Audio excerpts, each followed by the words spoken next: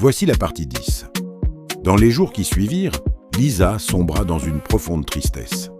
Aveuglée par la douleur et la colère, elle confronta son compagnon sans même lui laisser le temps de s'expliquer.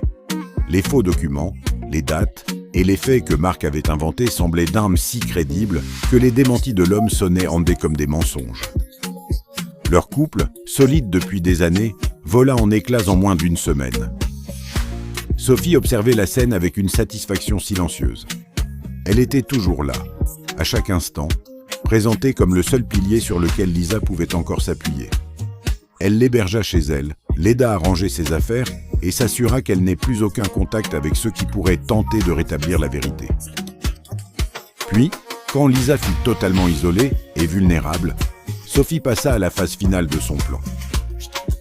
Elle commença à évoquer l'héritage familial, cette somme et ces biens que leur père avait laissés à Lisa en raison de sa stabilité. D'un air compatissant, elle glissa « Tu ne devrais pas garder tout cela maintenant. Tu es trop bouleversé. Tu ne peux pas prendre de bonnes décisions. Si tu veux, je peux gérer tes affaires pour un temps, le temps que tu reprennes des forces. Ce sera entre nous, personne n'en saura rien. » Lisa, perdue et sans repère, accepta sans hésiter. Elle signa les documents que Sophie lui présenta, persuadée de faire confiance à la seule personne qui ne l'avait jamais déçue. Ce soir-là, une fois seule, Sophie examina les papiers avec un sourire triomphant. Tout ce qu'elle avait convoité était enfin à sa portée. Marc avait reçu sa part de la récompense et avait disparu de la circulation, ne laissant aucune trace.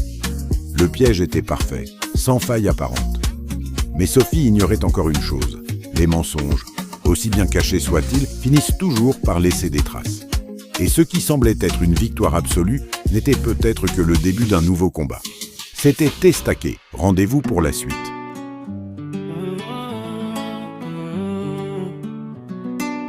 Testaqué music, baby, I like it. Yeah. Afro, love season, sunshine vibe, all only you, girl. Quand je te vois, le ciel s'éclaircit, même les nuages quittent ma vie.